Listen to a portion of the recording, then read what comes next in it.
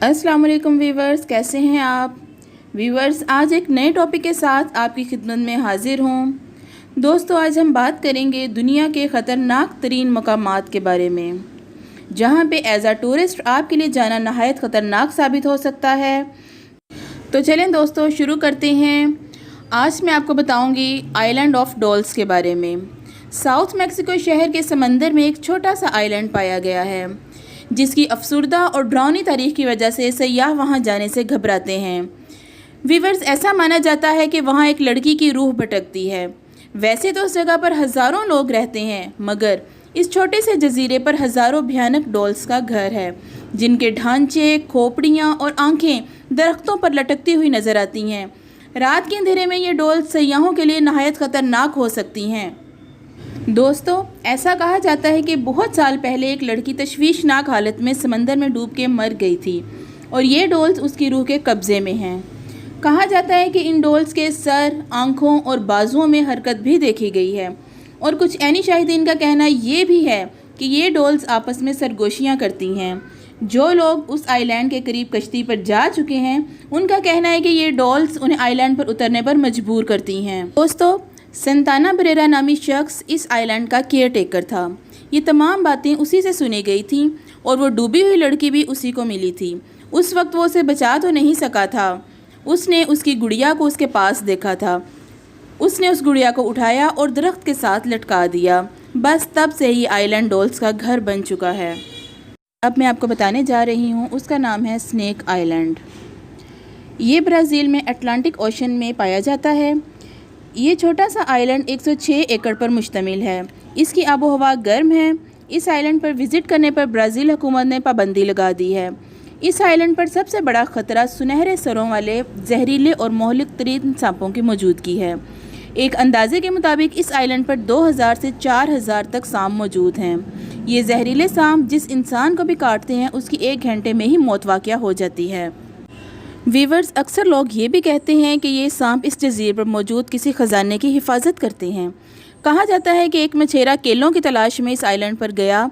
कुछ दिन बाद ही उसकी लाश सांपों के डंकों के साथ खून से लथपथ पाई गई।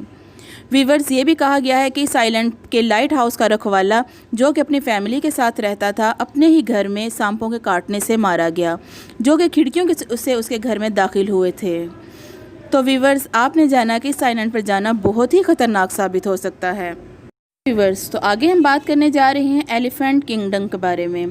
कहने को तो इसका नाम एलिफेंट किंगडम है, जो कि ये सोचने पर मजबूर कर देता है कि शायद ये कोई ज़ू है जहाँ पर हाथियों की प्रोटेक्शन की जाती है। वीवर्स, ये इसके बिल्कुल बरअक्स है। एलिफेंट किंगडम ख़तरनाक जंगली मगरमच्छों से भरा हुआ है। सयाह यहाँ पर आते हैं और ख़तरनाक मगरमच्छों को खाना खिलाते हैं। यहाँ पर तकरीबन 5000 के करीब मगरमच्छ हैं। सयाह एक ख़ास तौर पर डिज़ाइन की गई कश्ती पर जाते हैं। कश्ती जहाँ जहाँ से गुज़रती है, मगरमच्छ इनका पीछा करते हैं। इसी कश्ती में से सयाह इनको खुराक खिलाते हैं।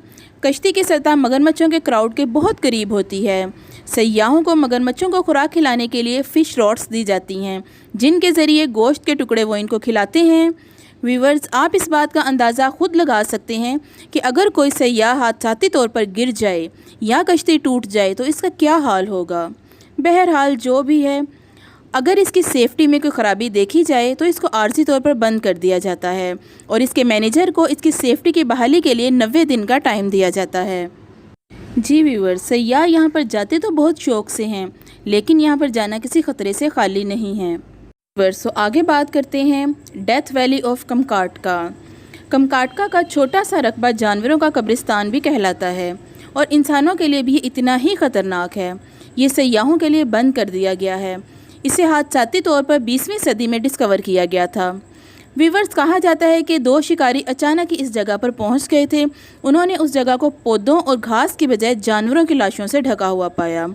चंद मिनटों के बाद ही इनके सरों में शदीद दर्द शुरू हुआ और उन्होंने इस जगह को फ़ौरन छोड़ दिया। दोस्तों, इनके इस फैसले ने इसकी जान बचा ली। शिकारियों की इस कहानी के बाद बहुत से मुहिमजू लोगों ने इस वैली की तरफ रुख किया, मगर उनमें से कोई भी वापस नहीं आया। मुकामी लोगों का कहना है कि तकरीबन 80 लोग वहाँ गए हैं और अपनी ज़िंदगी खो चुके हैं।